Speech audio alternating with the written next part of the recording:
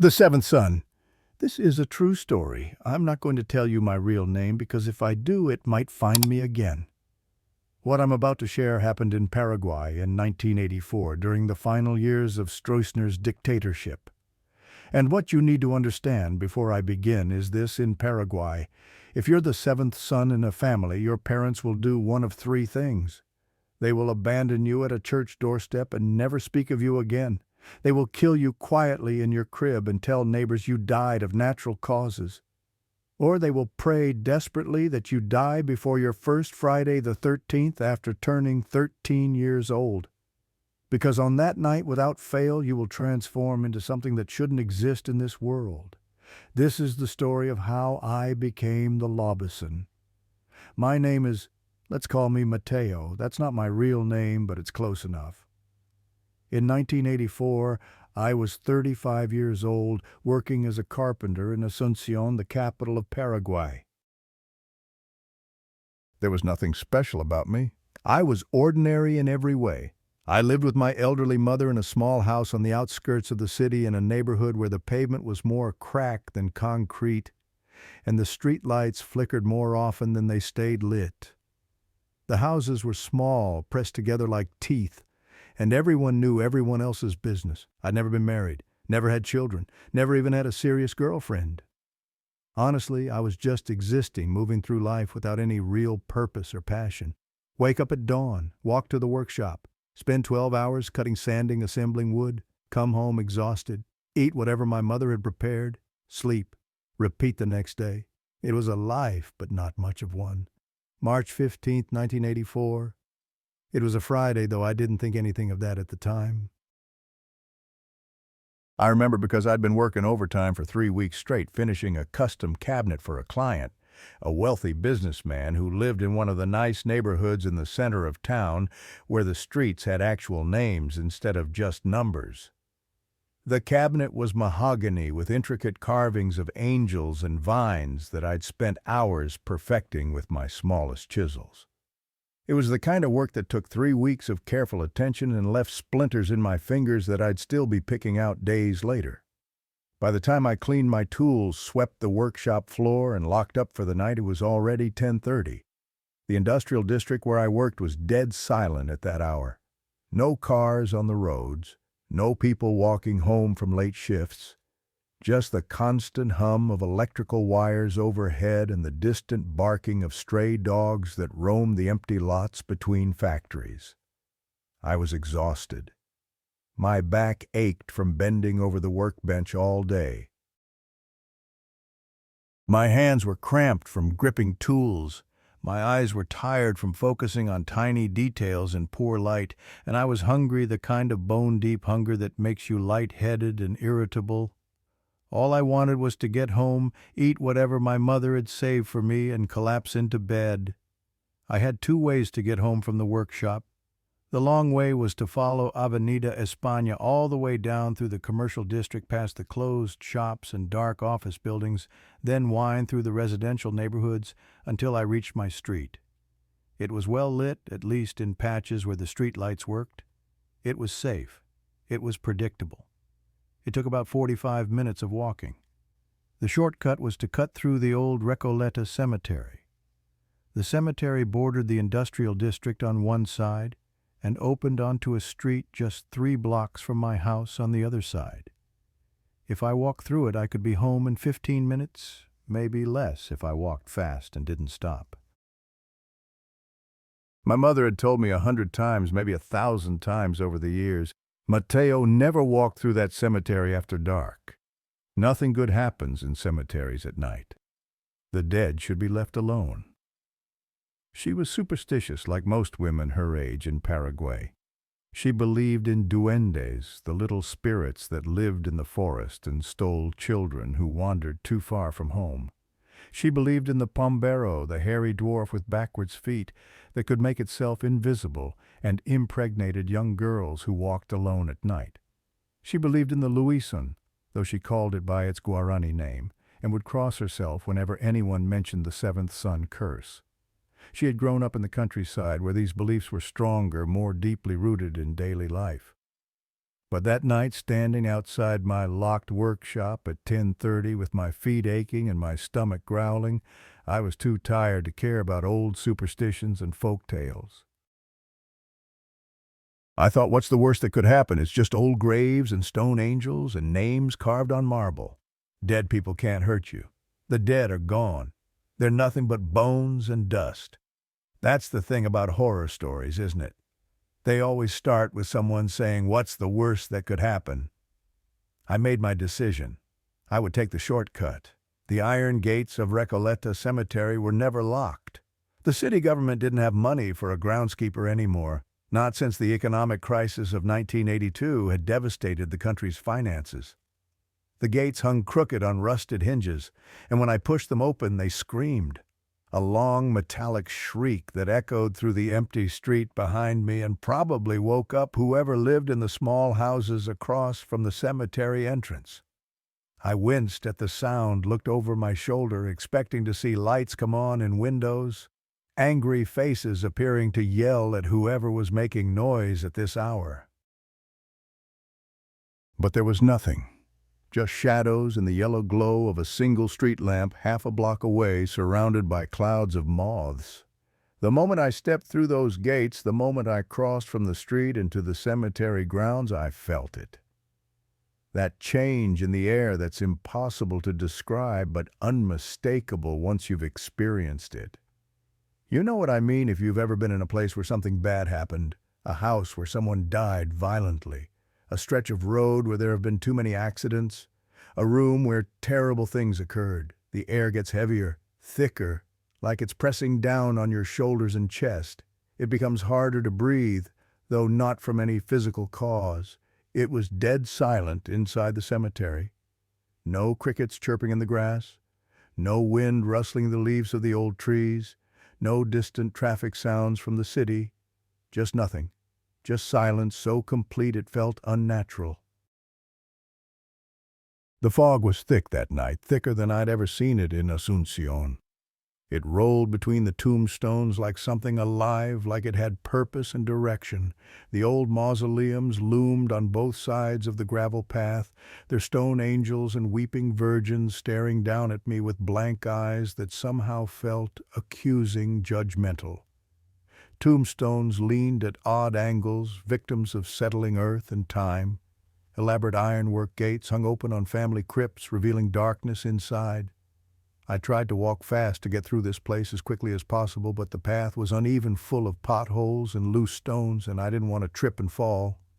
Imagine trying to explain to my mother why I came home at midnight covered in cemetery dirt with grass stains on my work pants and scraped palms. She would know immediately that I'd taken the shortcut she'd warned me against my entire life. I'd made it about 5 minutes into the cemetery, maybe a quarter of the way through, when I heard it. Crack. I stopped walking, stood completely still, listened. The sound had come from somewhere to my left, deeper into the cemetery, away from the main path. I turned around slowly, looking back the way I'd come. Nothing. Just rows of graves disappearing into the fog, just the iron gates far behind me, barely visible now. It was probably just a branch falling, I told myself. Old trees do that, especially at night when the temperature drops and the wood contracts. The eucalyptus trees in Recoleta Cemetery were ancient, planted back when this was still a Spanish colonial burial ground in the 1700s. Their branches were brittle, always dropping limbs after a windy day. Though tonight there was no wind at all. I kept walking. My footsteps crunched on the gravel path, each step echoing louder than it should have in the silence. I focused on the path ahead, on getting through this place and getting home. Slurp. I froze mid-step. My heart, which had been beating normally, suddenly hammered in my chest. That sound didn't come from a tree. It was wet, organic. It sounded like someone drinking soup, but louder, more grotesque, more visceral. It came from somewhere to my left, beyond a row of family crypts, with iron doors rusted completely shut. It's probably a dog, I told myself, though I didn't quite believe it. Or maybe a homeless person who's made a camp among the graves, eating whatever they managed to find or beg during the day. Paraguay in the 80s was desperately poor. We were living under a military dictatorship that had drained the country's resources for decades. Poverty was everywhere unavoidable. People lived in cemeteries, sometimes squatting in the larger mausoleums, using them as shelter from rain and cold. It wasn't uncommon. It wasn't even particularly shocking. I'd heard stories of entire families living in cemetery crypts, children growing up among the dead. But then I heard it again, and this time it was accompanied by another sound. Crack, slurp, crack, and this time I smelled it. Rot. But not like garbage left out in the sun for too long. Not like the outhouse behind my mother's house that needed emptying. Not like the dead rat I'd once found in the wall of my workshop. This was different. This was the smell of meat, human or animal, I couldn't tell, that had been sitting in tropical heat for weeks. It was sweet and sour at the same time, cloying and thick, so strong I could taste it on the back of my tongue. It made my stomach turn. I covered my nose and mouth with my hand, but it didn't help. The smell was everywhere, seeping into my nostrils, coating the inside of my throat, making me gag. Every rational part of my brain said the same thing. Turn around. Go back to the gates. Take the long way home. Your mother was right. This place isn't safe after dark. Whatever is making that sound, whatever is causing that smell, you don't want to see it. You don't want to know. But you know what I did. I walked toward the sound. I don't know why. I've spent 40 years trying to understand why I made that decision, and I still can't explain it. Curiosity, maybe. Stupidity, definitely. Some part of me needed to know what was making that noise, needed to confirm that it was just a dog or a homeless person or some other rational explanation. Some part of me couldn't accept the fear that was crawling up my spine and turning my legs weak. So I left the main path, stepping carefully between graves, my work boots sinking slightly into the soft earth. The fog was thicker here away from the path, and I could barely see 3 meters ahead. The smell was getting stronger with every step, making my eyes water. The sound continued. Crack, slurp, crack, methodical, patient, hungry. I followed the sound to a large tombstone, one of those ornate 19th century monuments that wealthy families erected for their dead. This one featured a marble angel, life-sized, kneeling in prayer with its wings spread and its eyes cast downward. The angel's face was weathered by a century of rain and wind, its features softened and blurred. I approached it slowly, quietly, though I don't know why I bothered being quiet. Whatever was on the other side of that tombstone was making enough noise that it wouldn't hear my footsteps. I reached the tombstone, put my hand on the cold marble, took a deep breath, though the smell made me immediately regret it. And I looked around the edge. At first, my brain simply couldn't process what I was seeing. It tried to rationalize, to find some explanation that made sense in the world I understood. There was a figure kneeling in front of an open grave. The earth had been dug up recently, piled in mounds on either side of the rectangular hole. The coffin had been pulled from the ground and now sat at an angle half out of the grave. Its wooden lid had been broken into pieces and scattered around like kindling. And this person, this figure, was hunched over the corpse inside the coffin. Maybe it's a grave robber, I thought desperately. Someone looking for jewelry or gold teeth or wedding rings. That happened sometimes in poor countries during economic crises. Desperate people did desperate things. My cousin had told me about graves being robbed in the cemetery near his village, thieves looking for anything they could sell. But grave robbers don't make those sounds, and grave robbers don't look like that. The figure was covered in dark, matted fur, slick with moisture that could have been sweat or blood or something worse. Its back was to me, and I could see its spine jutting out like a saw blade, each vertebra visible and distinct beneath the skin and fur.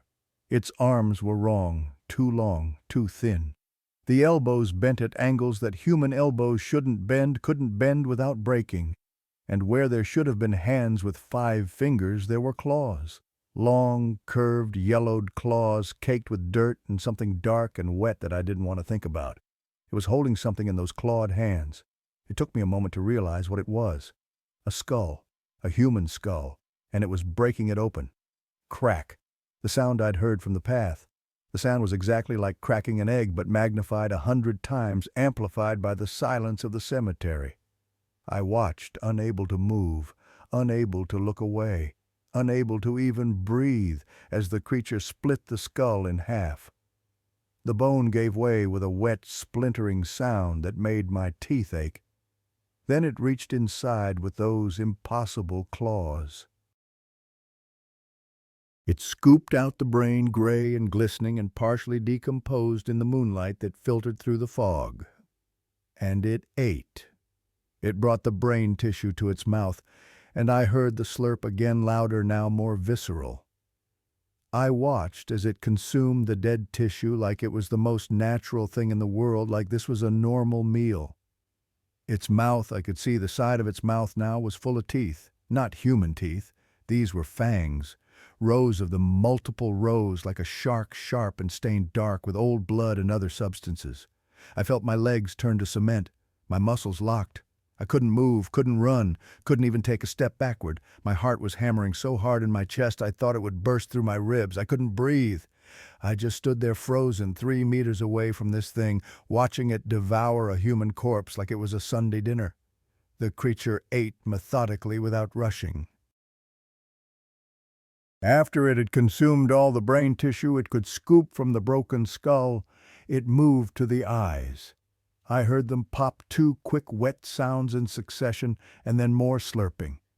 Then it pulled the jaw open, and I heard bones crack and tendons snap as the jaw dislocated, opening wider than any human or animal jaw should be able to open. It reached inside and tore out the tongue. The sound of ripping tissue of meat separating from muscle made bile rise in my throat.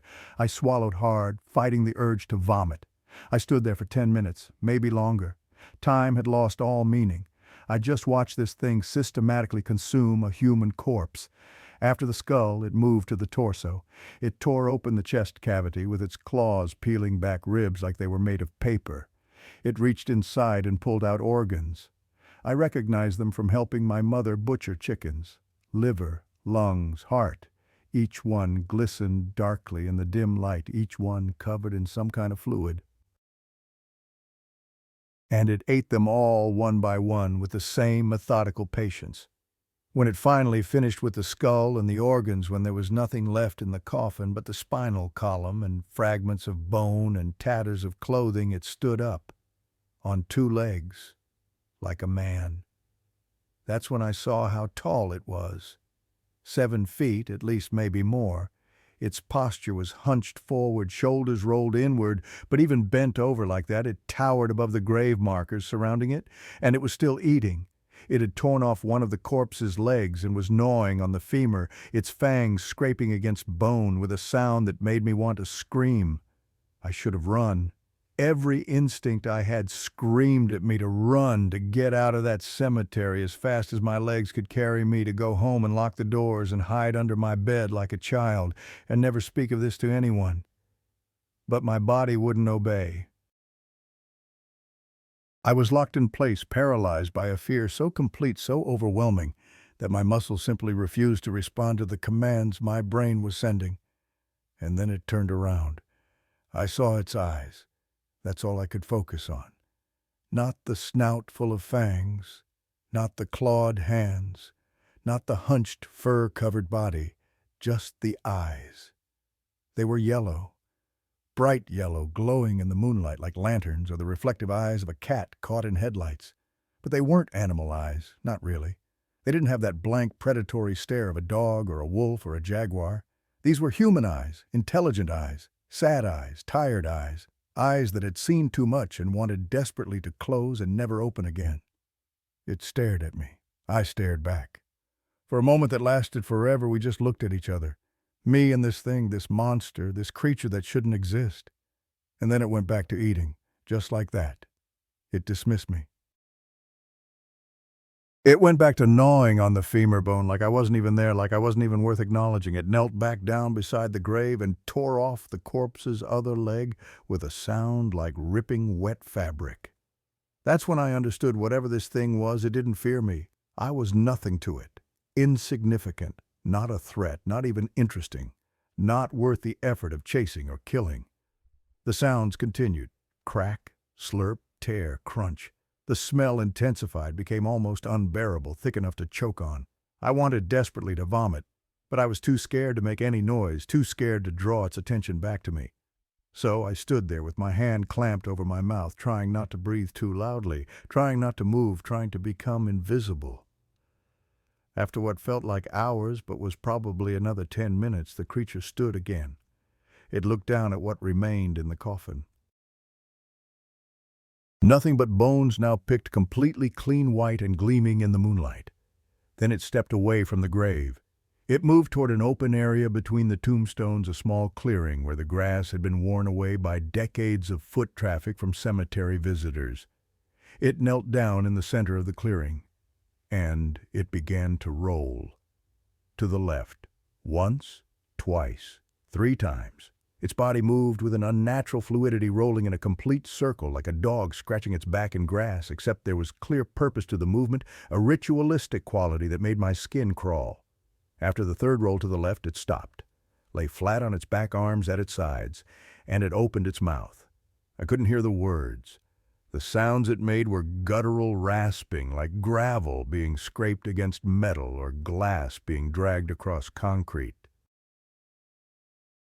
But I could see its throat working, could see its chest rising and falling with the effort of whatever incantation or prayer or curse it was speaking to the night sky.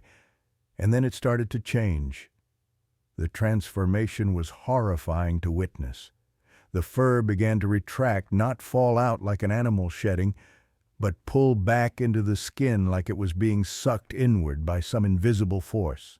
The snout shortened, the bones of its face cracking and reforming with sounds that made my teeth ache and my stomach turn. Pop, crack, grind. The claws became fingernails, retracting and changing color from yellow to pink. The hunched spine straightened with a series of pops. The massive muscles deflated, the bulk of the creature melting away like ice in the sun until what lay on the ground was no longer a 7-foot monster. It was a man, just a man, naked, skeletal, shivering in the cool night air. The transformation took maybe 30 seconds, that's all. 30 seconds for this nightmare creature to become a human being. The man lay still for a moment, breathing hard. Then slowly, unsteadily, like someone recovering from a long illness or a terrible injury, he stood up. He was young, maybe late 20s or early 30s, with dark hair that hung to his shoulders, and skin so pale it looked gray in the moonlight. His ribs showed through his skin, each one clearly visible. His arms and legs were covered in scars, old white scars and new pink ones, some of them still weeping clear fluid. He looked at his hands, turning them over slowly, examining them like he didn't quite believe they were his, like he expected them to turn back into claws at any moment. And then he looked directly at me. Those same yellow eyes, still sad, still tired. But now they were set in a human face. He took a step toward me, then another. I finally found my voice. It came out as a hoarse croak, barely recognizable as human speech. "Don't. Please don't." He stopped, tilted his head slightly to one side like he was considering my words, weighing them. "You shouldn't have seen that," he said quietly. His voice was rough, hoarse, like he hadn't used it in a very long time or had damaged it by screaming. He spoke in Spanish, but it was the Paraguayan dialect with its soft edges and Guarani inflections mixed in. "Now I have to decide whether to kill you or to set you free." My throat was so dry I could barely swallow. What are you?" he smiled. It was the saddest smile I've ever seen before or since. "My name is Esteban," he said. "Esteban Godoy. I'm the 7th son of the Godoy family from Villarica." He paused, wrapped his arms around himself against the cold night air. "And I've been cursed for 13 years. Cursed?" The word came out like a gasp. "The Lobisón," he said simply, like he was stating a well-known fact. "The werewolf of Paraguay. Though we're not like the European werewolves from the movies and books. We're different. Worse, maybe. Every 7th son born in this country carries the potential for the curse. On the first Friday after our 13th birthday, we transformed for the first time. Into that, he gestured toward the open grave and the scattered bones. And we have to feed on corpses, on the dead, every Friday night forever, until we die or until we find someone to pass the curse to. I shook my head, took a step backward. That's impossible. That's just a legend. A folk tale, something to scare children. You just watched me eat a corpse, Esteban said. There was no anger in his voice, no accusation, only bone-deep exhaustion. You watched me transform back into a man. You saw everything with your own eyes, and you're still telling me it's impossible. I had no answer to that, no response that made any sense. Esteban took another step closer to me. I could see him more clearly now in the moonlight. His feet were bare, cut, and bleeding from walking on gravel and broken glass. His whole body was trembling, shaking like he had a fever, either from cold or from the after effects of the transformation. There was blood on his chin and neck, dark and dried, flaking off in small pieces. I didn't choose this, he continued. And now there was emotion in his voice. Pain. Regret. I was born the seventh son, my father's seventh son. My grandmother, when she found out my mother was pregnant again, begged her to abort me, offered to pay for it, offered to take my mother to a clinic in Argentina where it would be safe and legal. But my mother was Catholic, very Catholic. She believed abortion was murder. She thought God would protect me from the curse. She thought her faith would be enough. He laughed, a bitter, sharp sound. God doesn't protect seventh sons. On August 15th, 1969, I turned 13 years old.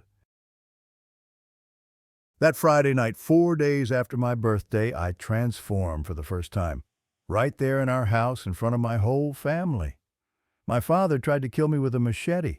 My mother stopped and threw herself between us, screaming that I was still her son. I ran into the forest, and didn't come back. And I've been living out there ever since, alone, transforming every Friday, feeding on the dead. What do you want from me? I managed to ask. I want to be free, Esteban said simply. He was close now, close enough that I could smell him, the smell of death and decay and sickness. And tonight, finally, after 13 years, I can be. Because you saw me. You witnessed the transformation. You're marked now. The curse has already begun to transfer to you. What? No, that's... Look at your hand, he interrupted. I looked down. My right hand was shaking, trembling uncontrollably like I had Parkinson's disease or had drunk too much coffee. That's how it begins, Esteban said softly. The marking, the transfer. In 48 hours you'll start to smell them, the corpses. You'll be able to smell them from kilometers away. In 72 hours your teeth will start to fall out. New ones will grow in. Fangs. And next Friday, exactly 1 week from tonight at midnight, you'll transform for the first time, just like I did when I was 13. I jerked my hand away, stumbled backward. No, this isn't real. This is a nightmare. I'm going to wake up. It's already real, Mateo. The curse doesn't ask permission. It doesn't wait for acceptance. It just takes what it wants. He held up his hands in a placating gesture. But I can help. If I bite you now, if I transfer the curse properly with intention and ritual, the transformation will be less painful.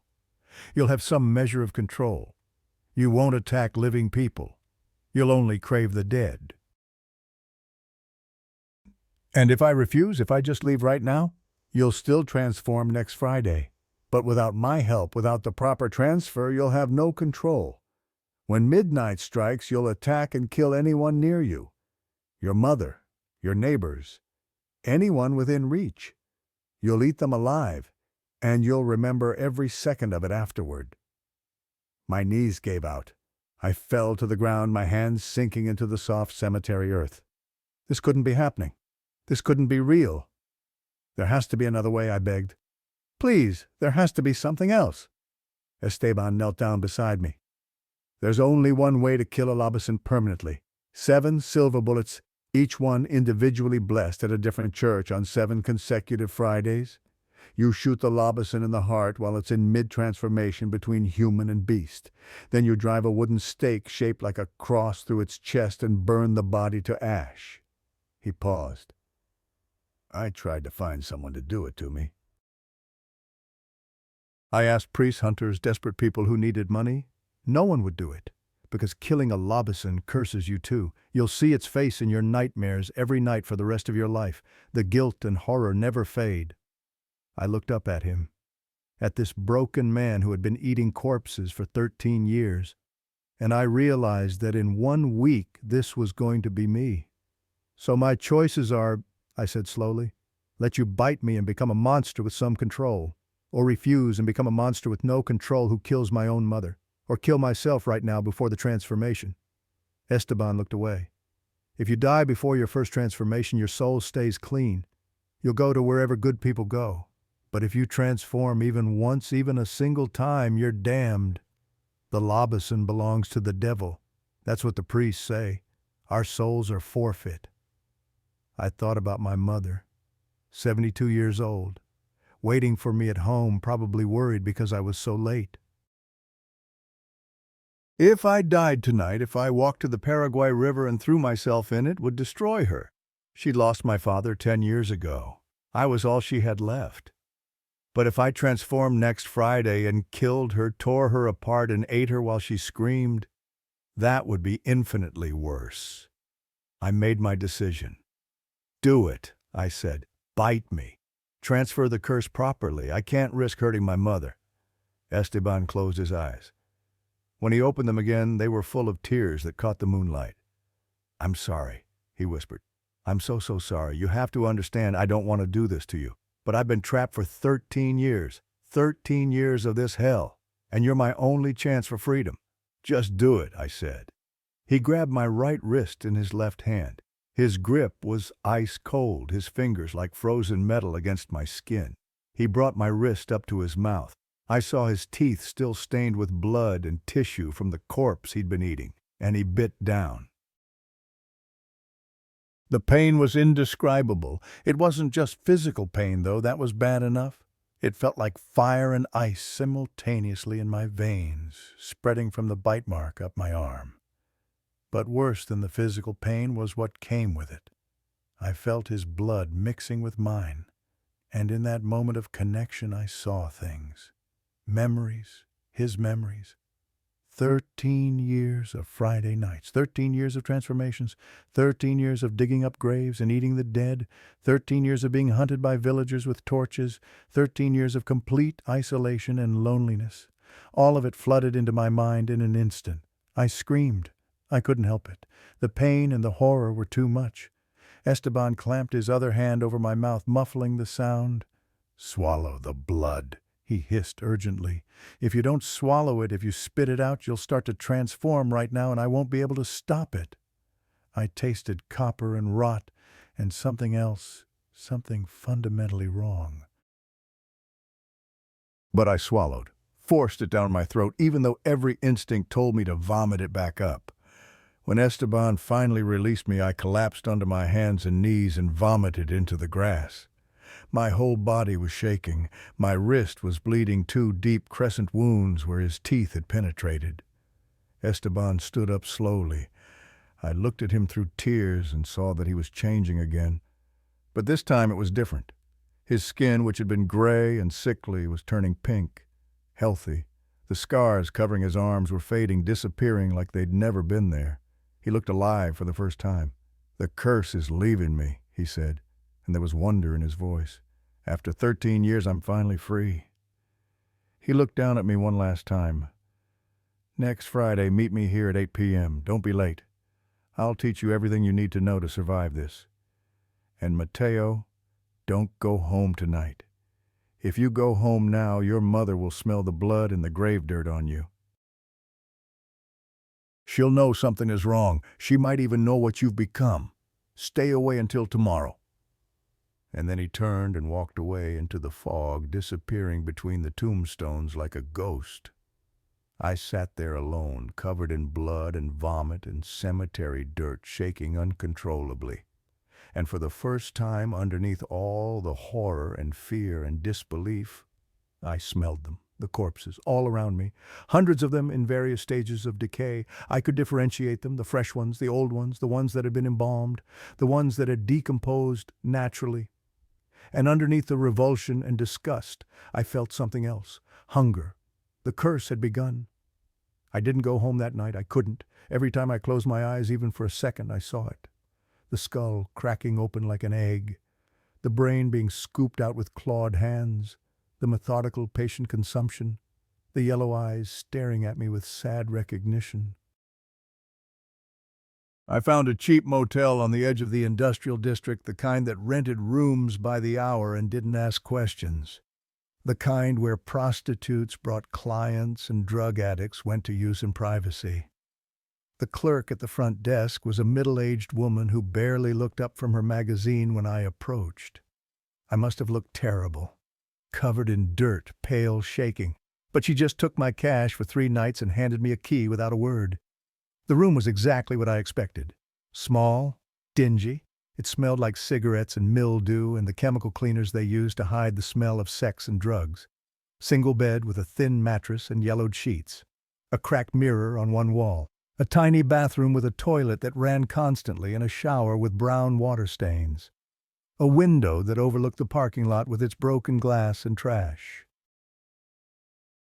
I locked the door, shoved a chair under the handle for extra security, even though I didn't know what I was trying to keep out, and sat on the edge of the bed. My wrist was still bleeding where Esteban had bitten me. 2 perfect crescent wounds, deep enough that I could see muscle and tissue beneath the torn skin. I should have gone to a hospital. Should have gotten stitches and antibiotics and a tetanus shot. But how would I explain these bite marks? The wounds were obviously not from a dog or cat. The teeth that made them had been too large, too sharp, too specifically shaped. Any doctor would have questions I couldn't answer. I wrapped my wrist in toilet paper from the bathroom and electrical tape from my toolkit, winding it around and around until the bleeding slowed to a seep. Red still spread through the white paper, blooming like flowers, but at least it wasn't dripping anymore. I picked up the phone on the nightstand. It was old avocado green with a rotary dial that stuck. I had to dial 3 times before I got it right. The phone rang 4 times before my mother answered. "Hello." Her voice was worried, strained. "Mateo, is that you?" "Yes, Mama. It's me. Where are you? Do you know what time it is? It's almost midnight. I've been worried sick. I called your workshop 3 times and no one answered." Her voice. So familiar, so safe, so normal. I almost broke down right there. Almost told her everything, but what would I say? "Mama, I saw a werewolf eating a corpse in the cemetery, and now I'm cursed too. And next Friday I'll turn into a monster." "I'm fine, Mama," I lied. "I got an emergency call. A client in Luca needs work done right away. Very urgent, very good money. I had to leave immediately. I'll be gone for a few days, maybe a week." Silence on the other end. Then, "Your voice sounds strange. Are you sick? Are you in trouble?" I wasn't strange. I was cursed. But I couldn't tell her that. "Just tired, Mama. Very tired. Long day. I need to sleep. Mateo, wait. I'll call you tomorrow. I promise. I love you." I hung up before she could ask more questions. Stared at the phone for a long time. Tomorrow I would call again. And the day after that. Until Friday. And then what? What would I tell her when I started transforming, when I started craving the dead? I couldn't think about that now. I lay down on the bed, fully clothed, not bothering to take off my work boots or dirty pants. Sleep seemed impossible. My mind was racing, replaying everything I'd seen in the cemetery. But exhaustion is a powerful force, and eventually around 3 in the morning, I passed out. The nightmares started immediately. I was back in the cemetery, but this time everything was different. This time, I was the one digging. My hands were claws, long and yellow and sharp, tearing through dirt and clay with ease. I reached the coffin in seconds. Broke it open. Inside was a corpse, an old woman, gray and sunken and desiccated. In the nightmare, I should have been horrified, should have been disgusted, should have run away screaming. Instead, I felt hunger, deep, gnawing, consuming hunger. I reached into the coffin and pulled out the woman's skull, broke it open with my clawed hands. The sound of cracking bone was loud in my ears, almost musical, and then I ate the brain, scooped it out in handfuls and ate it. The taste was vivid in the dream, Sweet, metallic, rich, satisfying in a way that normal food never was. I woke up at 6 a.m., gasping for air, and realized I was salivating, drooling onto the pillow like a dog. My mouth was full of saliva, my tongue working like I was still eating. I ran to the bathroom and vomited. Nothing came up but bile and stomach acid. I hadn't eaten anything since lunch the previous day, more than 18 hours ago. I looked at myself in the cracked bathroom mirror. Bloodshot eyes stared back at me. Pale skin, stubble on my chin. But otherwise I looked normal, human. I opened my mouth, checking my teeth. They were all there, yellowed from coffee and cigarettes, but intact. But something was different, something I couldn't quite identify. My hands, they wouldn't stop shaking. Saturday passed in a blur. I tried to eat, walked 3 blocks to a corner store, bought bread and cheese and a bottle of Coca-Cola, brought it back to the room and tried to force something down. The bread tasted like sawdust, the cheese like plastic. The Coca-Cola burned my throat. I managed 3 small bites before giving up.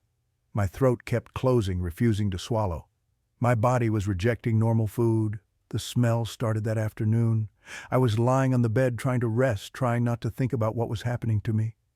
And I caught it, faint at first, then growing stronger with each breath. Rot, decay, death. I sat up confused. The smell wasn't coming from inside the room.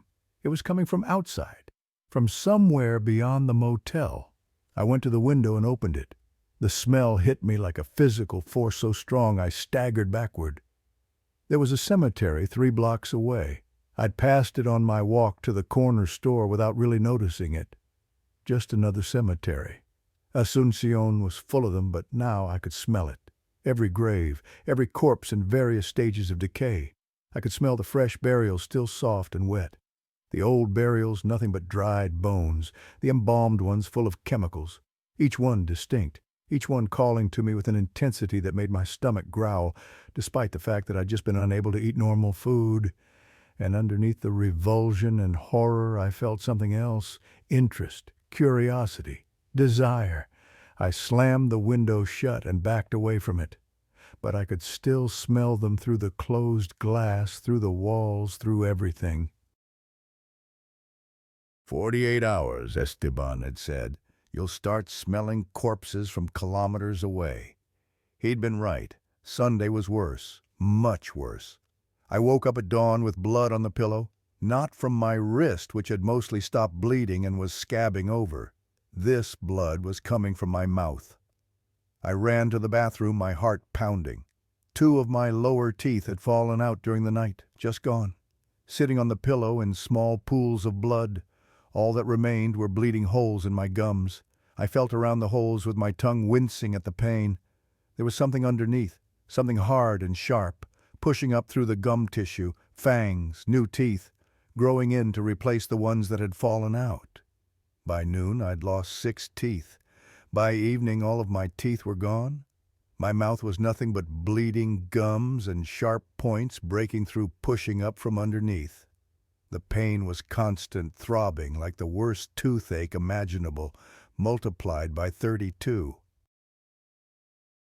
I couldn't eat, couldn't drink anything but water, and even that hurt. I was starving, actually starving, but nothing appealed to me. Nothing except that smell. The cemetery 3 blocks away calling to me like a siren song.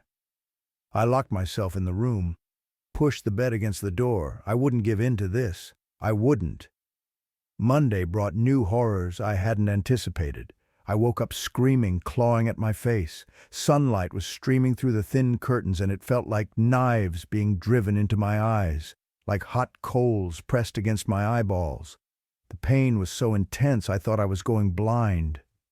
I scrambled out of bed, stumbled to the window, yanked the curtains shut completely. Even the small amount of light that filtered through the fabric hurt, so I grabbed towels from the bathroom and stuffed them into the gaps around the curtains.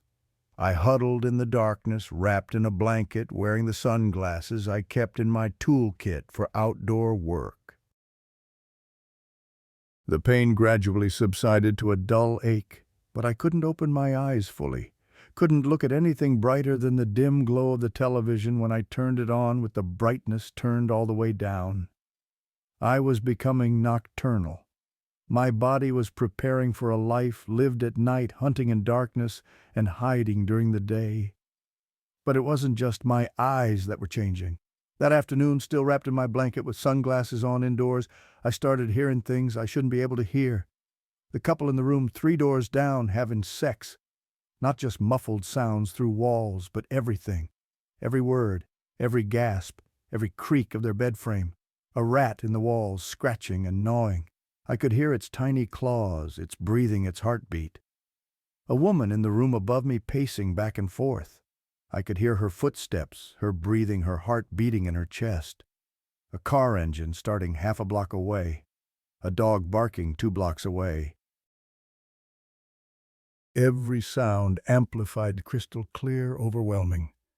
My senses were sharpening, preparing for the hunt, preparing for Friday night. Tuesday was the day I should have gone home. My 3 nights at the motel were up, but I couldn't leave. Couldn't go home to my mother like this. She would know immediately that something was wrong. She would see my eyes sensitive to light. She would notice my missing teeth, the fangs growing in. She would smell the cemetery dirt on me, the death that was starting to cling to my skin like perfume. I called her from the motel phone, told her the job was taking longer than expected, told her I'd be home soon, told her I loved her and not to worry. She asked if I was eating enough, if I was taking care of myself, if I needed her to bring me anything. I told her everything was fine. More lies. Everything was falling apart. I paid the clerk for 3 more nights. She took my money without comment, without even looking at me. I wondered if she could tell, if she could see what I was becoming. Wednesday, 5 days after the bite, the cemetery smell was driving me insane. I couldn't think about anything else. Couldn't focus on anything but that sweet, cloying smell of decay calling to me from 3 blocks away. My stomach was empty, cramping with hunger, but the thought of normal food made me nauseous. I wanted something else, something specific. I knew what I wanted. I just couldn't admit it to myself yet. That evening, I finally gave in. I waited until after dark when my eyes could handle being outside, put on my sunglasses even though it was night, walked to the cemetery. The gates were open, unlocked, inviting. I stood outside those gates for 20 minutes fighting with myself. This was insane. This was wrong. This was sick. But the hunger was too strong. I took 1 step inside, then another. The smell intensified, became almost overwhelming. My mouth watered. My stomach cramped harder. I found a fresh grave. The earth was still loose, recently filled in. The smell coming from it was incredible, rich, complex, intoxicating. I knelt beside it, put my hands on the dirt, almost started digging. Then I stopped myself. Not yet. Not while I was still human. Once I crossed this line, once I gave in to the hunger, there would be no going back. I forced myself to stand up, to walk away, to leave the cemetery. But I knew I'd be back. Friday night I'd be back, and I wouldn't be able to stop myself. Thursday I finally drove to the address Esteban had given me. I don't know how I knew the address. He'd never told me out loud. But the knowledge was there in my mind, implanted somehow during the blood transfer. A clearing in the woods outside Asuncion. An abandoned church that had burned down in the 1950s, nothing left but blackened stone walls and a collapsed roof overgrown with vines. Esteban was waiting for me when I arrived just before sunset. But he looked completely different from the skeletal creature I'd seen in the cemetery. He'd gained at least 20 pounds. His skin had color healthy pink instead of deathly gray. He was clean, wearing jeans and a button-up shirt. His hair was cut short. He looked normal, human, free. "You came," he said when he saw me. There was relief in his voice. "Did you think I wouldn't?" "I hoped you'd run. Leave the country. Try to escape it even though I know that's impossible. I wouldn't have blamed you." He gestured to a fallen log. "Sit. We need to talk. I don't have much time. My wife is expecting me home for dinner." "You're married." I couldn't keep the shock out of my voice. "As of last Saturday. I would have waited longer, but I'm 30 years old and I've wasted 13 years of my life. I need to start living." He smiled. "The curse lifted the moment you swallowed my blood. I felt it leave me. I was free for the first time since I was 13. It's been 6 days and I still can't believe it." He pulled out a heavy canvas bag from behind the log, started removing items, chains, a padlock, a folded map, a bottle of whiskey, a revolver. "Friday night you'll need these," he said, laying everything out methodically. "The chains are steel core, rated for 5,000 pounds. Strong enough to hold you if you anchor to something immovable, a very thick tree, a concrete pillar, a foundation post." I picked up one of the chains. It was heavy, the links thick and solid. "The map shows 3 cemeteries around Asuncion," he continued, unfolding it. His finger traced red circles drawn in marker. "Chacarita, Ipacaray, Guarambare, all of them abandoned, all of them far from residential areas. You'll need to go to one of them Friday night. When you transform, you'll need to feed. The hunger will be unbearable. Better to feed on corpses that are already buried than to hunt living people." "How do I know I won't break the chains?" I asked. "You might," he admitted. "The Lobisón is incredibly strong. That's why I'll be there. At Chacarita, waiting, watching." He picked up the revolver, checked that it was loaded, closed the cylinder with a click. "If you break the chains and try to leave the cemetery, I'll shoot you. Not to kill. Bullets won't kill a Lobisón, but to knock you unconscious, to stop you from hurting anyone. The curse is my responsibility. I can't pass it to you and then abandon you to figure it out alone. You've done this before, watched someone transform?" He shook his head. "No. For 13 years I was alone. Every Friday I'd chain myself to a tree in the forest and transform by myself. Sometimes I broke the chains. Those nights were the worst. I'd wake up Saturday morning kilometers away, covered in blood, with no memory of how I got there or what I'd done.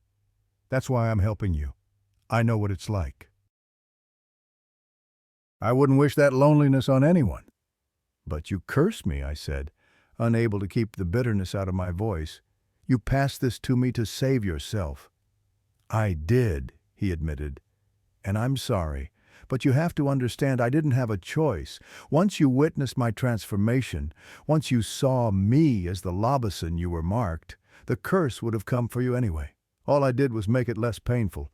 Without my bite, without the intentional transfer, your first transformation would be completely uncontrolled. You'd kill everyone near you. Your mind would shatter. You'd become a true monster with no humanity left." "How thoughtful," I said sarcastically. He didn't react to my tone, just continued unpacking the bag. "This is whiskey.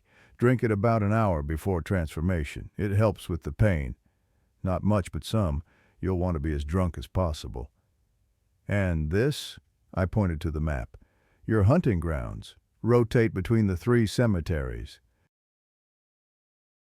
Don't deplete any single one too much or people will notice. Dig the graves back up after you're done. Cover the coffins, make it look like animals got in. Police won't investigate if it looks like wild dogs or pumas." He pulled out one more item, a notebook. "Write everything down, every grave, every corpse, what cemetery, what date. It'll help you keep track, help you maintain some connection to your humanity." He paused. "I kept a journal for the first 5 years. Then I stopped. It was too painful to confront what I was doing." I took the notebook, flipped through empty pages. "Anything else?" He was quiet for a moment. Then, "Yes, 2 more things. When you transform, you'll remember everything. Every single moment, every grave you dig up, every corpse you eat. That's part of the curse's cruelty. It doesn't let you forget. You have to live with the memories." I felt sick. "And second, the Lobisón has other urges. If you see a woman while you're transformed, run. Don't look at her. Don't get close. Don't smell her. If you mate while transformed, the child will be born cursed, fully transformed from birth, a creature, not a person, a monster that can never be human." The implications hit me like a punch. "You mean?" "I mean there are things worse than eating corpses. Creating a child who's a beast from birth is one of them. The few times it's happened in history, the mothers die in childbirth. The creature tears its way out. And then it has to be killed immediately because it can never be anything but a monster. Female Lobisons are even worse. They're faster, stronger, smarter. They hunt the living exclusively. They don't wait for Friday nights. They transform whenever they want. I put my head in my hands. I came close twice, Esteban continued quietly. Saw women walking alone in the forest at night. Lost hikers. The instinct was overwhelming. The urge to hunt, to chase, to catch, but I controlled it, barely. You'll have to do the same. How? I asked desperately. How do I control something like that? Remember who you are. Remember your mother. Remember that you're human underneath the fur and claws. It won't be easy. Some nights it'll be impossible, but you have to try. He packed everything back into the bag and handed it to me. Friday night, be at Chacarita Cemetery by 8 p.m. I'll help you chain yourself. After that, you're on your own. I can't stay for the transformation. Seeing it might trigger something in me, some echo of the curse. But I'll be nearby, close enough to help if things go wrong. What if I don't come, I asked. What if I just leave drive to Brazil or Argentina? The curse follows you everywhere, he said simply. Geography doesn't matter. Friday night, wherever you are, you'll transform. Better to be somewhere prepared than somewhere you'll hurt innocent people. He started walking toward his car, a small Toyota parked on the dirt road. Esteban, I called after him. He turned. Do you feel guilty for cursing me? He didn't answer for a long moment. Then, every day, every single day, but I feel more guilty about the 670 corpses I ate over 13 years. The guilt from that is worse than anything else. It never goes away, Mateo, never, even now that I'm free. He got in his car and drove away, leaving me alone with the bag of chains and the knowledge that my life as I knew it was over.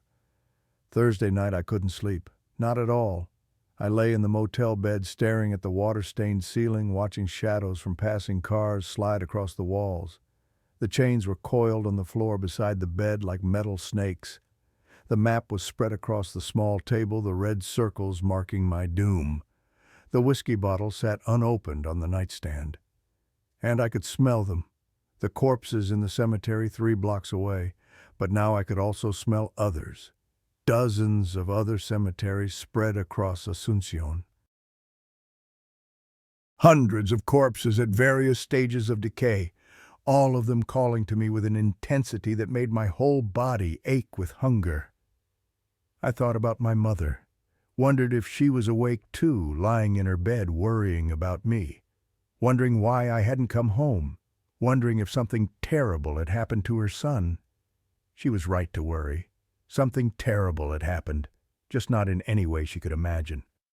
I thought about running, taking what little money I had and driving to Brazil, crossing the border, starting a new life somewhere far away. But Esteban's words echoed in my head. The curse follows you everywhere. Geography doesn't matter. And if I transformed in an unfamiliar city surrounded by people I didn't know I would kill, I knew that with absolute certainty. At least here, chained in an abandoned cemetery, I would only destroy what was already dead. Friday arrived like an execution date, slowly at first, then rushing forward with terrible inevitability. I woke up, if you could call it waking up since I'd barely slept, at dawn. My body felt wrong, alien, like I was wearing someone else's skin. It was too tight, constraining, suffocating. My bones ached deep inside like they were trying to break through muscle and skin. The new fangs in my mouth were fully grown now, sharp enough to cut my tongue when I accidentally bit down. I spent the day in the motel room, didn't go outside, didn't even open the curtains. The sunlight hurt too much. I just sat on the bed in the dark, watching television with the sound turned down low, trying not to think about what was coming. The hunger was constant. A gnawing, aching void in my stomach that nothing could satisfy. I tried drinking water. It came back up immediately. My body was rejecting everything except the one thing I couldn't have yet. At 4 p.m., Esteban knocked on my door. He had more supplies, a blanket, a first aid kit, coffee and a thermos that he drank, but I couldn't stomach. He sat with me for an hour, not saying much, just keeping me company. I think he felt guilty, or maybe he was just making sure I wouldn't run. "How are you feeling?" he finally asked. "Like I'm dying." "You're not dying, you're changing. By tomorrow morning, you'll be something else. But you'll still be you, remember that. You're still human inside no matter what you look like on the outside." "Did you remember," I asked, "when you transformed?" "Every second," he said quietly. "Every moment, every detail. That's the curse. It doesn't let you forget your humanity. It makes you watch yourself become a monster." At 6 p.m., we drove to Chacarita Cemetery. The sun was setting, painting the sky orange and red and purple, beautiful colors. The last sunset I would see as a fully human being.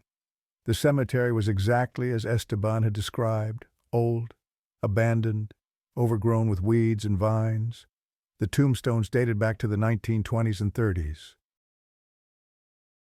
Most of the families buried here were long gone, moved away, or died out. No one came here anymore. No one would see what I was about to become.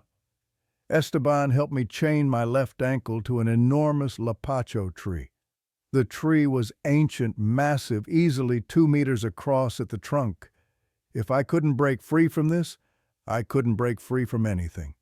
He locked the padlock and pocketed the key. Then he backed away exactly 50 meters. He counted his steps carefully and sat on a large tombstone with the revolver resting on his knee. I checked my watch. 7:45 p.m., 2 hours and 15 minutes until midnight. Mateo, Esteban called across the distance between us. "When it starts, don't fight it. Fighting makes the pain worse. Let it happen. Let the hunger guide you to the graves. And remember you're still you, still human inside. Don't forget that." I wanted to believe him, wanted to hold on to that idea. But I had a feeling that once midnight struck, once the transformation began, I wouldn't be able to remember anything except hunger. The sun disappeared below the horizon. Darkness fell across the cemetery like a curtain. With the darkness came the moon, full, bright, merciless. 8 p.m. I opened the whiskey bottle and started drinking. The burn in my throat was the last normal sensation I would feel for hours. 9 p.m.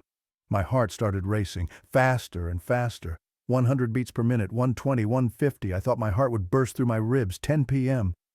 The pain began, small twinges at first, in my spine, my knees, my jaw, warning shots of what was coming. 11 p.m. I could barely think. The hunger consumed everything else. There were 50 graves around me, maybe more. I could smell each one distinctly. Fresh corpses, old bones, children, adults, all calling to me. 11:30. I tried to speak to Esteban to tell him I was scared, but my voice came out as growls and snarls. My vocal cords were changing. 11:45. Hair was growing on my arms and chest and face, spreading across my skin like a plague. Thick black fur. 11:50. My fingernails were extending, becoming longer, becoming claws. 11:55.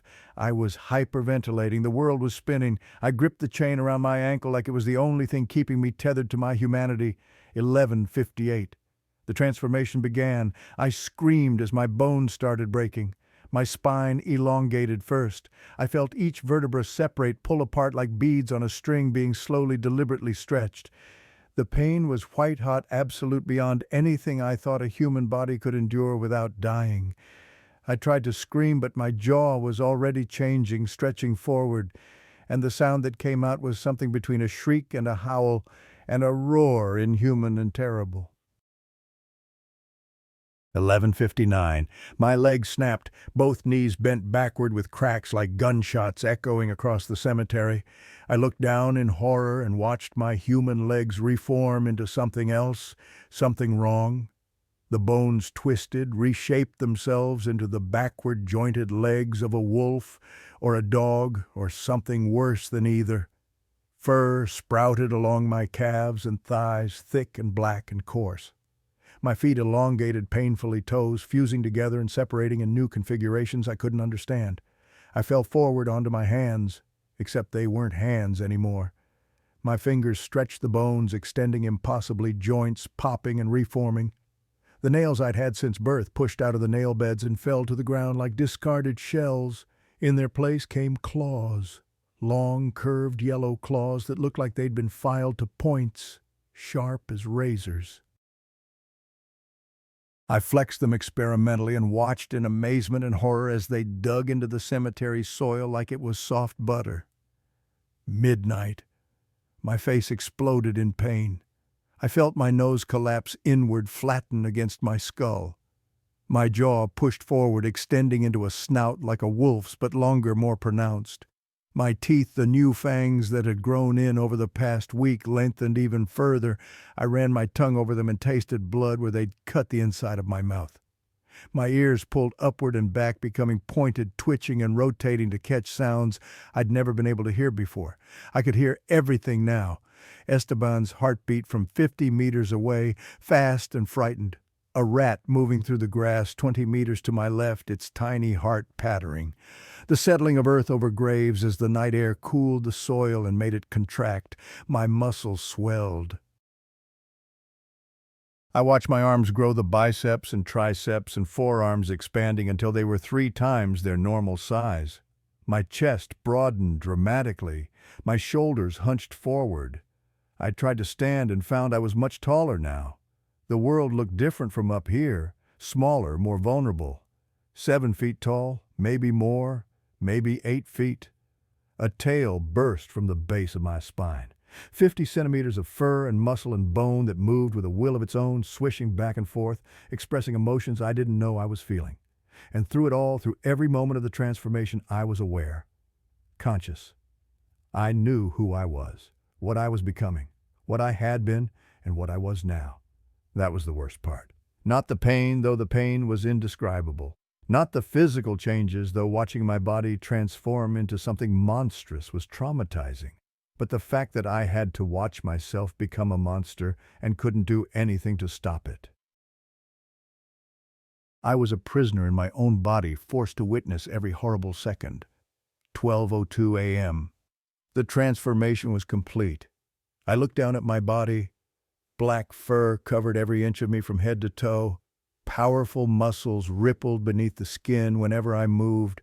I raised my paws, my hands, my claws, and stared at them in the bright moonlight.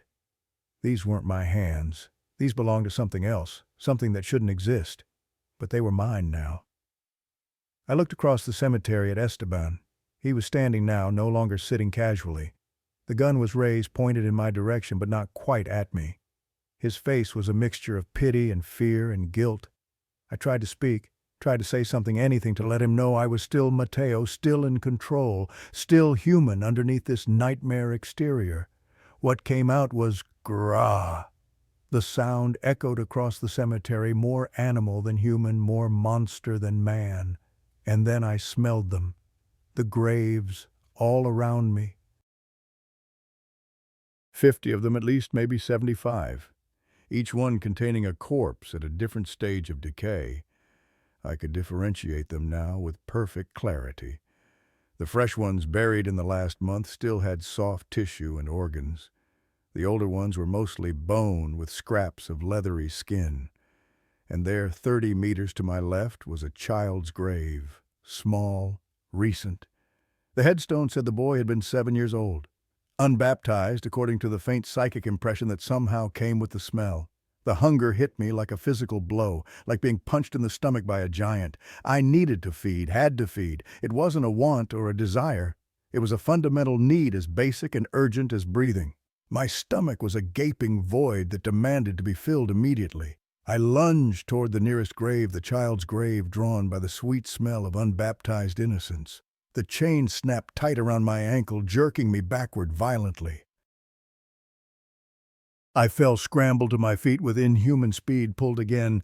The chain held. The tree didn't budge, even slightly. I roared in frustration. The sound was deafening, primal, full of rage and hunger. I dug my claws into the earth and pulled with every ounce of strength in my transformed body. The chain stretched slightly, the metal creaking and groaning. The tree groaned too, its roots straining, but it held. "Mateo!" Esteban's voice cut through the hunger haze. "Stop! You'll hurt yourself! You'll break your ankle!" I looked at him with my yellow wolf eyes and bared my fangs. Part of me, the human part buried deep inside, recognized him. Friend, helper, the one who'd cursed me but was trying to help me survive it. But the Lobisón part, the beast that now controlled my body, only saw an obstacle, something keeping me from food, something that needed to be removed. I pulled again harder this time. The chain bit into my ankle, cutting through fur and skin. I felt blood run down my foot, warm and wet, but I didn't care. The hunger was too strong, too all-consuming, and then Esteban did something I didn't expect. He picked up a stone, a piece of broken tombstone, and threw it. Not at me. At a grave 10 meters away, well within the range of my chain. The grave of an old man buried 3 weeks ago, according to the date on the headstone barely visible in the darkness. "There," he shouted, his voice echoing. "That one, you can reach it. Feed there." He was right. The chain was 5 meters long. If I stretched fully, if I reached as far as I could just barely get to that grave. I forgot about the tree immediately, forgot about Esteban, forgot about everything except that grave and what was inside it. I dug. My claws were perfect for this, designed for it. They tore through the earth like industrial excavators, faster than any human could dig, even with the best tools. Soil flew behind me in great arcs, showering the tombstones around me. I dug down 1/2 meter, 1 meter, 1.5 meters. 3 minutes. That's all it took to reach the coffin. The wood was old, rotting from moisture and time. I broke through the lid with a single swipe of my claws. The smell that erupted from inside was overwhelming, almost physical in its intensity. Sweet decay, decomposition, death. It smelled like heaven. Inside was the corpse of an old man, maybe 70 when he died, maybe 80, hard to tell.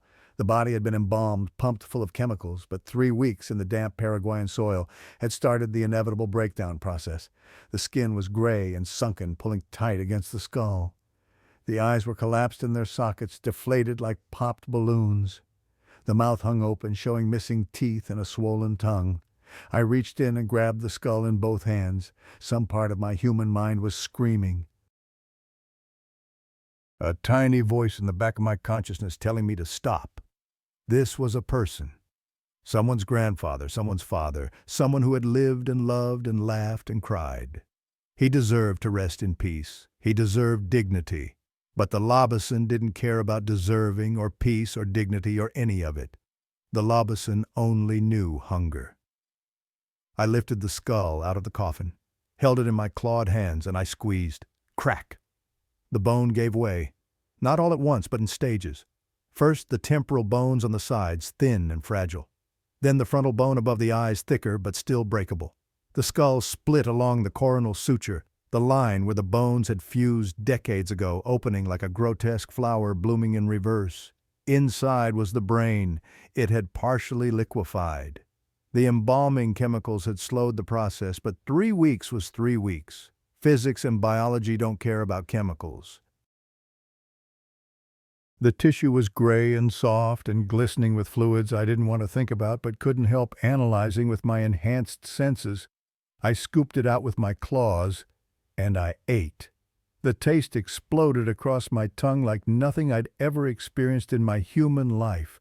Sweet like custard or flan, metallic like copper pipes or old coins, and something else, something fundamentally organic and rich that I had no reference for. It was delicious, it was perfect, it was exactly what my body needed. I closed my eyes, savoring it, let each piece dissolve on my tongue before swallowing. The human part of me was horrified, disgusted, screaming in the back of my mind like someone trapped in a locked room. But that part was distant now, muffled. The Lobisón was in control, and the Lobisón was satisfied. When the brain was completely gone, scraped clean from the inside of the skull, I moved to the eyes. They'd collapsed into the sockets, but there was still tissue there, still something to consume. I hooked my claw into the left socket and pulled. The eyeball came out with a wet popping sound, trailing the optic nerve behind it like a tail. I put it in my mouth. It burst between my teeth like a grape full of juice. Vitreous fluid, the clear jelly that fills the eye, mixed with the more solid tissues. The lens was slightly crunchy, providing texture. The retina dissolved into nothing almost immediately. I ate the second eye with the same methodical patience. Then I tore the jaw open, dislocating it with a sound like cracking kindling, and pulled out the tongue. It was swollen and gray, bloated with decomposition gases, but still recognizably a tongue. I bit it and half-chewed, swallowed. Then I opened the chest cavity. The ribs were old, brittle from age and calcium loss. They snapped easily under my claws like dry sticks. Inside were the organs, shriveled, decomposed. But still, they're still consumable. The heart first, small, deflated. I lifted it out carefully and examined it in the moonlight. This organ had beaten for 70 or 80 years, had pumped blood through this man's body millions of times, kept him alive through wars and dictatorships and economic collapses and family gatherings and quiet nights at home and everything else that makes up a human life. Now it was food. I ate it in 3 bites, barely chewing, the lungs next. They'd collapsed completely, filled with embalming fluid and decay. They tasted chemical, harsh, unpleasant, but I didn't care. I was too hungry to be selective. Liver, kidneys, stomach, intestines. I consumed everything that remained, working through the organs systematically. I left nothing but the skeleton and scraps of leathery skin that wouldn't come off the bones. When I was finished, when there was nothing left to eat, I sat back on my haunches and looked at what I'd done. The grave was open. The coffin was destroyed, and inside was nothing but bones picked completely clean white and gleaming in the moonlight. I'd eaten a person. The horror of that realization crashed over me like a wave. The human part of my mind, which had been suppressed and muffled during the feeding frenzy, suddenly surged back to consciousness. I looked at my claws covered in blood and tissue, at the remains scattered around me, at the evidence of what I'd become, and I tried to speak, tried to say something to Esteban, who was still watching from his tombstone 50 meters away. Esteban! My voice was wrong, half human, half beast. The vocal cords had changed during transformation, and it took enormous effort to form even approximate human speech. "Kill me!" I managed to say, each word a struggle. Esteban shook his head slowly. "No, Mateo, you'll survive this. It's almost over. Just a few more hours." "Nah, oh." But even as I protested, even as I begged him to end this nightmare, I could smell them. The other graves. 49 more corpses within range, and I was still hungry. The first corpse had only dulled the edge of the hunger, provided temporary relief. It hadn't satisfied the void inside me. Wouldn't satisfy it. Not completely. I needed more. I crawled to the next grave in reach, moving on all fours like the beast I'd become. This one contained an old woman buried 6 weeks ago. I dug faster, this time more efficiently. 2 minutes to reach the coffin instead of 3. 30 seconds to break it open instead of fumbling with the lid. This corpse was more decomposed than the first. The skin had turned black and was sloughing off the bones in sheets. Maggots writhed in the eye sockets, white and writhing. The smell was overwhelming, putrid, even to my enhanced senses that were designed for this. I didn't care. I broke the skull the same way I'd broken the first one. Ate the liquefied brain that had broken down into a gray soup, consumed the eyes, which were now mostly liquid, tore open the chest and ate the organs, which had decomposed into a gray-brown sludge that barely held shape. It tasted worse than the first corpse. Wrong, rotten, like eating garbage, but I ate it all anyway because the hunger demanded it. Third grave. A young man, maybe 30 when he died. Car accident according to the psychic impressions that came with the smell. Died instantly when his motorcycle hit a truck, buried 2 weeks ago. This corpse was in better condition than the previous 2. The embalming had been more recent, more effective. The body still looked almost alive and the moonlight skin still pink in places. I could see the stitches where the mortician had sewn up the autopsy incisions across his chest and scalp. I tore into it like an animal who'd never been human. brain, eyes, tongue, heart, lungs, liver. I was operating on pure instinct now, no thought required. The human part of me had retreated, completely unable to process what I was doing, unable to cope with the reality. The Lobisón was in full control, and the Lobisón was efficient. Fourth grave. A middle-aged woman. Cancer victim according to the smell of chemotherapy drugs still in her tissues. Buried 5 weeks ago. Her corpse was emaciated, wasted by disease, but I ate her anyway. Fifth grave. An elderly man, stroke victim, buried 2 months ago. His corpse was mostly skeletal by now, just bones with scraps of tissue clinging to them like dried leather. I gnawed on the ribs like they were chicken wings, cracking them between my teeth to get at the marrow inside. And then I reached the 6th grave. It was smaller than the others, a child's grave. The one I'd tried to reach first before Esteban redirected me. The headstone was simple, just a name and dates. 7 years old, died of pneumonia, unbaptized. I knew I shouldn't. The human part of me was screaming louder now, breaking through the Lobisón's control with desperate urgency. This was a child, a baby, someone's son who'd barely lived before dying. He deserved peace. He deserved to rest undisturbed. But Lobisóns prefer unbaptized children. Esteban had told me that. I didn't understand why. Maybe because their souls were purer, unclaimed by any god or religion. Maybe because they hadn't been marked by holy water and prayers.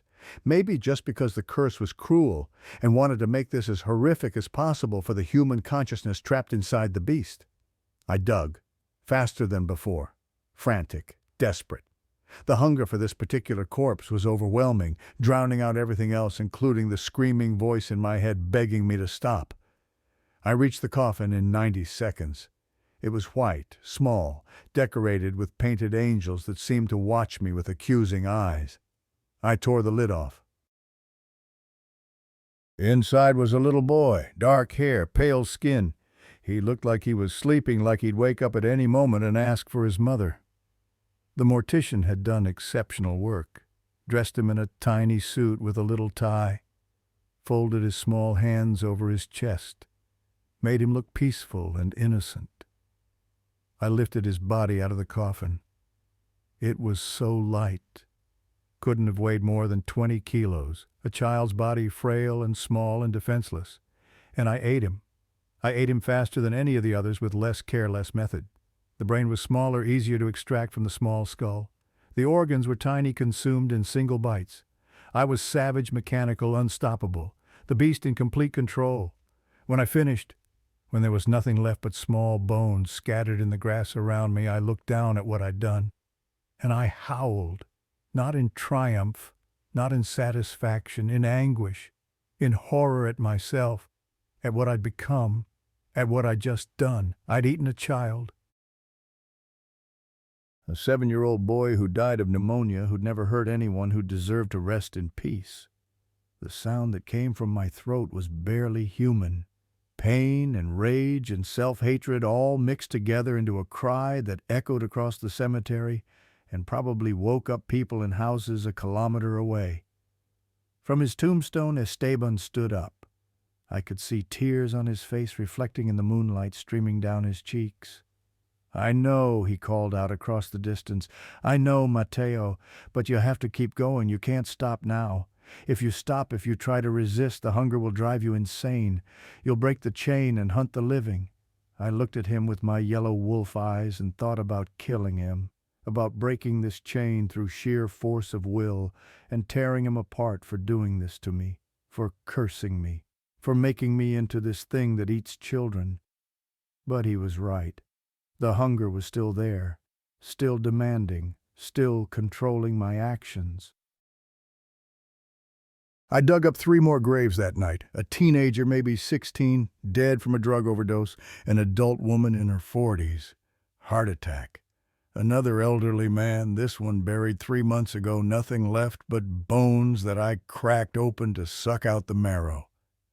By the time I finished the 9th corpse, the sky was starting to lighten in the east. Dawn was coming. The night was ending.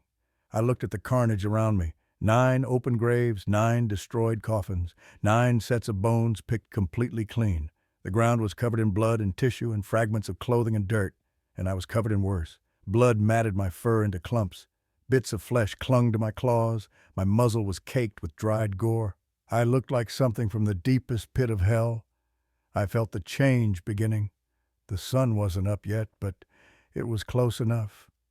The transformation back to human form started at 6 a.m., exactly triggered by the approach of daylight. The pain was different this time.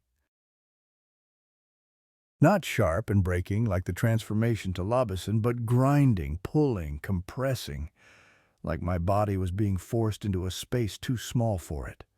My spine shortened. The vertebrae that had separated during transformation now crunched back together. My legs snapped forward, knees bending the right way again, the backward joints reversing. My snout receded, pushed back into my skull. My fangs fell out clattering to the ground, and new human teeth pushed through my aching gums. The fur retracted into my skin, disappearing as quickly as it had appeared. The claws became fingernails again. The tail dissolved. The massive muscles deflated like punctured balloons. 5 minutes later, I was human again, naked, covered in blood, kneeling in a cemetery surrounded by desecrated graves and scattered bones. Esteban ran over immediately, unlocked the chain from around my ankle, wrapped a blanket around my shoulders. His hands were shaking. I couldn't speak, couldn't move. I just knelt there staring at the bones scattered around me, at the evidence of what I'd done. Then my stomach heaved violently. I vomited. Everything came up: blood, tissue, partially digested brain matter, fragments of bone. I vomited until there was nothing left inside me, and then I kept vomiting dry heaves that racked my entire body and made my ribs ache. Esteban held me, kept me from falling over face first into my own vomit. He whispered things I couldn't hear over the sound of my own retching and the screaming in my head. When I finally stopped, when the heaves finally subsided, I looked up at him with tears streaming down my face. "I ate a child," I said. My voice was hoarse, raw, barely recognizable.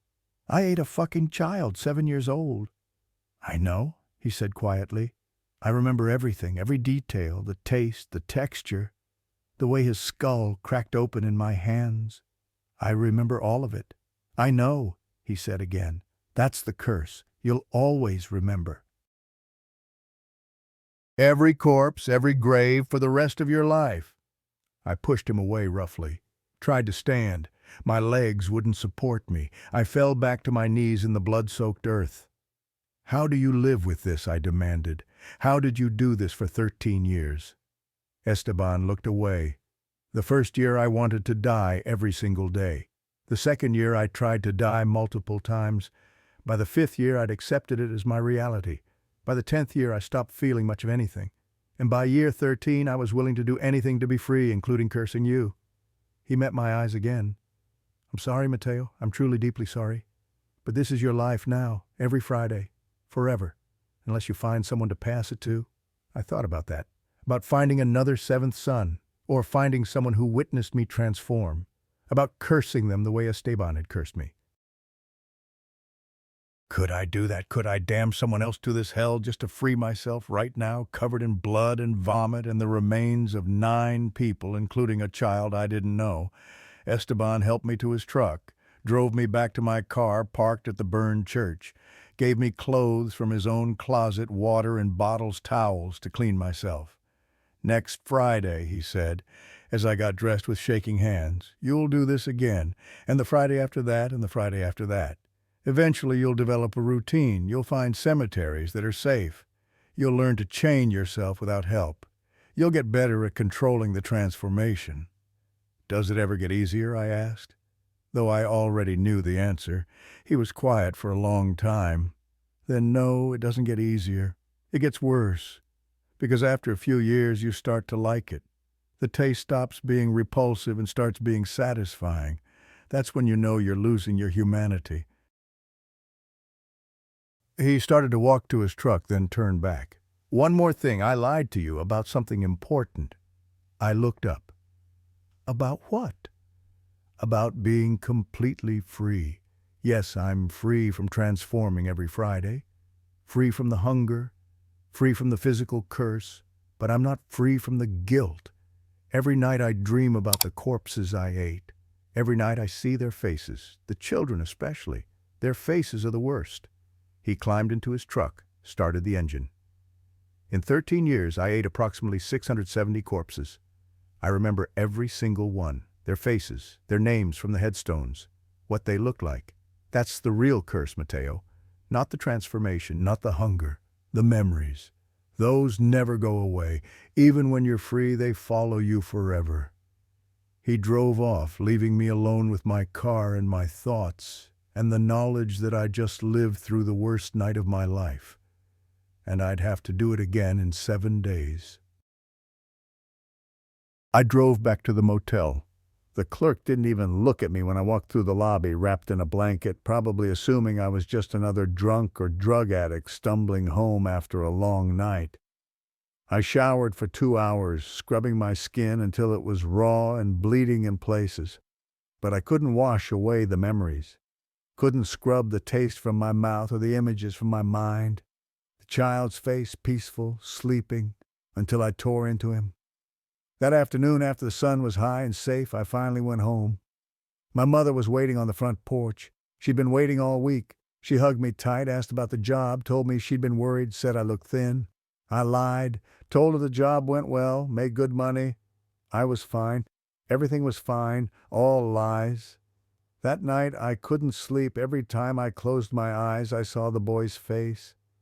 Peaceful, innocent, until my claws reached for him. I got up at 3 a.m. and looked at myself in the bathroom mirror. Same face, same eyes, same person on the outside. But I knew the truth. I wasn't the same. Would never be the same again. I was a monster who looked like a man. And every Friday for the rest of my life, the monster would come out. Unless I found a way to end this, or found someone else to curse. Sunday morning I woke to find something on my pillow that shouldn't have been there. A tooth, small, a baby tooth, a child's tooth. From the boy I'd eaten. I hadn't brought it home, hadn't put it there. I'd showered, changed into clean clothes, left everything from that night behind, but somehow it had followed me home. I picked it up with trembling fingers, held it to the light. It was real, solid, definitely human, definitely from a child. And on the bathroom mirror, written in what looked like blood but was already dry and flaking, 40 years. I didn't understand at first. 40 years until what? Then I remembered something Esteban had mentioned. Something about how the curse progresses over time. After 10 years, you start to like it. After 20 years, you forget you were ever human. After 40 years, you start hunting the living. 40 years. I had 40 years before I became something even worse than what I already was. 40 years before I stopped eating corpses and started eating people. The curse wasn't just for life, it was progressive. It would get worse, keep getting worse, until I became a true monster, unable to control myself, unable to distinguish between the dead and the living. I looked at my reflection in the blood-marked mirror, saw fear in my eyes, horror, and something else, determination. I made a decision right there. I wouldn't let it get that far. I would find a way to break this curse.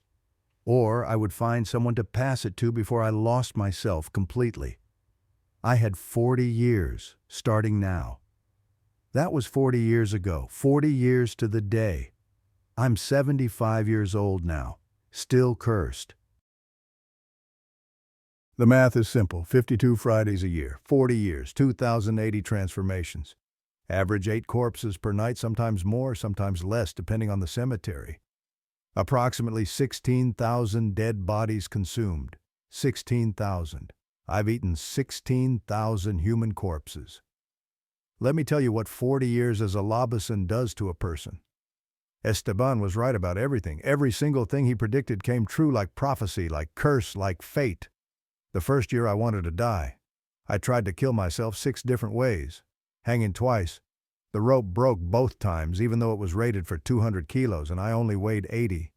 I jumped off the Puente Remanso, the highest bridge in Asunción, fell 30 meters, broke every bone in my body, Woke up the next morning fully healed, not even a bruise. I even put a gun to my head, once pressed it against my temple, pulled the trigger. The bullet went through my skull in one side and out the other. I woke up 6 hours later with a splitting headache and the bullet hole already closed, just a scar that faded within days. Lobisons can't die by suicide. Trust me, I tried everything. The second year I tried to fight the transformations physically. I used heavier chains, thicker trees, concrete pillars sunk deep into the ground. It didn't matter. When the hunger became strong enough, when midnight struck and the beast took over, I broke through everything. One Friday night in 1986, I snapped an industrial chain rated for 5 tons. Just snapped it like string. Found myself 3 kilometers away at dawn, covered in blood with no memory of how I got there or what I'd done. The 5th year I accepted it, stopped fighting, developed a routine that would define the next 35 years of my life. I found 12 cemeteries around Asuncion that were safe, abandoned, far from residential areas. I rotated between them on a strict schedule so I wouldn't completely deplete any single graveyard. People notice when graves start getting disturbed regularly.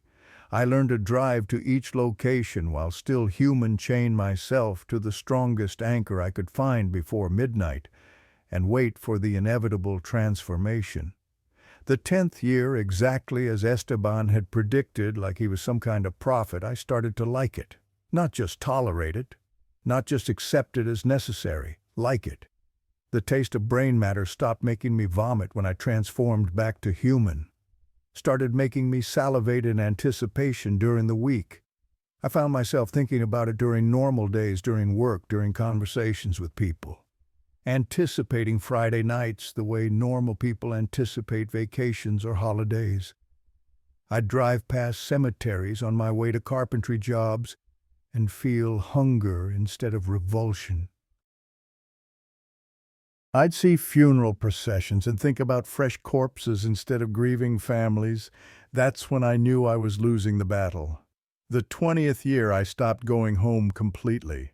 Stopped seeing my mother except for brief, uncomfortable visits. She died in 1995, 11 years after I was cursed. Heart attack in her sleep. I didn't go to her funeral because it fell on a Friday. Couldn't risk transforming in a church full of people. Couldn't risk smelling her body in the casket and feeling hunger instead of grief. I sold the house we'd shared. Sold everything, the furniture, the tools, the photographs. Moved into a cave system in the hills 20 kilometers outside Asuncion. No electricity, no running water, just darkness and stone and isolation, because I'd started to forget. Forget what it felt like to be human. Forget why eating corpses was wrong. Forget the difference between the dead and the living. I'd see people on the street during the rare times I went into the city for supplies, and I'd think of them as food. Not consciously, not deliberately, but the thoughts were there, intrusive and persistent, growing stronger each year. What would they taste like fresh instead of decomposed? How much better would living flesh be compared to the rotting meat I usually consumed? I never acted on those thoughts, but they scared me badly enough that I isolated myself completely from human society. The 30th year I tried to find Esteban. I'd thought about him often over the years. Wondered if he was still alive, if he'd managed to build a normal life, if the guilt had destroyed him. I tracked him down in 2004, 30 years after my curse began, 20 years after his freedom. He lived in a nice house in central Asuncion, in one of the better neighborhoods. He'd gotten married to a woman named Carolina, had 2 daughters, both teenagers by then. Worked as an accountant for a construction company. On the surface, he'd built a completely normal, respectable, middle-class life. But when he opened the door and saw me standing there, all the color drained from his face immediately. He knew who I was, even though we hadn't seen each other in 20 years. He recognized something in my eyes, maybe, or he could smell the curse on me. "Mateo," he whispered. "You're still cursed," I finished. "Yes, 30 years now." He invited me in quickly, nervously looking up and down the street to make sure no neighbors were watching. His wife was out shopping with the daughters. We sat in his living room surrounded by family photos and comfortable furniture and all the trappings of normalcy and success. "You look old," he said, studying my face. "I am old, 65. The curse doesn't age you right. You look 75. The transformations accelerate aging." He was right. I looked a decade older than I should. The weekly transformations took a physical toll that normal aging didn't. The stress, the violence, the regeneration cycles, it all added up. "How have you been?" I asked. Esteban looked away, couldn't meet my eyes. "Not well, not well at all. The dreams, every night, without fail. 670 corpses over 13 years. I see every face, remember every grave. The children are the worst. Their faces haunt me." He stood up, walked to the window, looked out at his peaceful neighborhood. "I thought freedom would feel different. Thought I could move on, build a life, be happy. My wife doesn't know anything. My daughters don't know what their father used to be. But I can't forget. The guilt is eating me alive from the inside. I cursed you to save myself, and I can't forgive myself for that." We talked for 3 hours. He told me about his attempts at therapy, though he couldn't tell the therapist the truth. About going to confession, though the priest didn't believe him. About trying to find some way to make peace with what he'd done. Nothing worked. The memories were too vivid, the guilt too heavy. As I was leaving, he asked me a question I'd been dreading. "Have you found someone to pass it to yet?" "No," I said. "I can't do to someone else what you did to me." He nodded, slowly understanding. "That's good. That means you're still human underneath, still have a conscience." "For now," I said. "But I can feel it slipping every year. Every Friday I care a little less, feel a little less human. In another 10 years, I don't know what I'll be." Esteban didn't respond. What could he say? I left his house and drove back to my cave. Never saw him again. 1 year later, in 2005, I heard through distant connections that he'd killed himself. Drank an entire bottle of agricultural pesticide. Left a note for his wife apologizing for everything, though he couldn't tell her what he was apologizing for. She thought it was about an affair or gambling debts or some other normal sin. 21 years of freedom from the curse, and the guilt still killed him anyway. The 40th year arrived 3 weeks ago. I felt it immediately the moment I woke up on the anniversary of my curse. A change. Something fundamental shifting inside me that I couldn't describe but knew instantly was wrong. I was hunting Friday night at Guarambar Cemetery, where I'd been rotating regularly. Going through my usual routine. Dig up grave, the ones I could reach while chained. Consume corpse quickly, methodically. Move to next grave. Repeat. Mechanical. Emotionless. I'd done this 2,000 times. It was as natural as breathing now. Halfway through the 4th corpse, I stopped eating. I smelled something. Something alive. A woman. Late 20s, maybe early 30s. Walking through the cemetery at 2 a.m.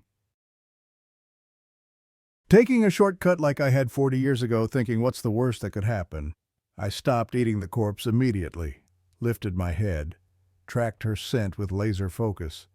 She was 300 meters away, moving slowly through the darkness. She was completely unaware that a 7-foot monster was watching her from the shadows, tracking her every movement. And for the first time in 40 years, I felt something new. Not hunger for the dead, hunger for the living. I wanted to hunt her, chase her down, bring her to ground like prey, taste fresh blood instead of coagulated sludge, warm flesh instead of cold meat, living organs instead of decomposed tissue. The urge was overwhelming, primal, instinctive. I felt the chains holding me back, and I knew, absolutely knew with complete certainty that I could break them if I wanted to, that I had the strength. I could reach her in 30 seconds if I broke the chains, kill her in 5 seconds once I caught her. Eat her before anyone knew she was missing. Part of me wanted to, desperately wanted to, the Lobisón part, the beast part. The part that had been growing stronger for 40 years, slowly overwhelming the human consciousness inside. But there was still a part of me that was Mateo. Still a tiny part that was human. Still a voice in the back of my mind screaming that this was wrong, that I couldn't cross this line. I forced myself to look away from the woman, forced myself to go back to eating the corpse in front of me, forced myself to ignore the living prey walking through my hunting ground, completely vulnerable and unaware. It took everything I had, every ounce of willpower, every remaining shred of humanity. When the woman finally left the cemetery, safely walking out the far gate, I collapsed, fell to the ground trembling. That's when I knew with absolute certainty. Esteban had been right about the timeline. 40 years. That's when Lobisons stop eating the dead and start hunting the living. I had maybe months before I lost control completely. Maybe weeks, maybe days. The next Friday or the Friday after, I wouldn't be strong enough to resist. I needed to end this one way or another. That's when I saw the boy. 2 weeks ago, I was in Asuncion buying supplies at a market.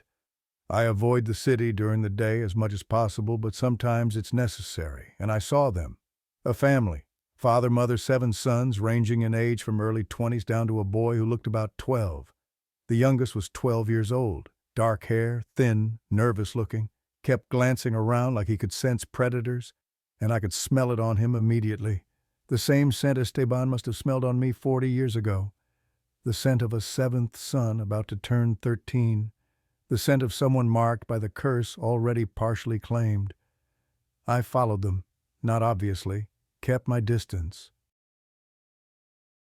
Watched where they went, what they bought, followed them home from a safe distance. 124 Calle Nuestra Señora de Asuncion, a lower middle-class neighborhood not far from where I'd grown up. I wrote down the address in the notebook I still kept. Sat in my car outside their house for 3 days, watching the family's routines, learning their patterns. The boy's name was Diego. I heard his mother call to him through the open window.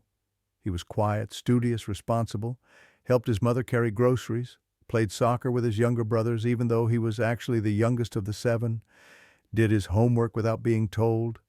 He had his whole life ahead of him. School, university maybe if the family could afford it, career, marriage, children of his own, grandchildren, a normal human life. All of it would be taken away the first Friday after his 13th birthday, just a few weeks away, according to the birthday decorations I saw being delivered, unless I intervened. I realized I could pass the curse to him now. Before his 13th birthday, before the automatic transformation, he'd suffer less than I had. Have more control, have warning and preparation, like Esteban had done for me.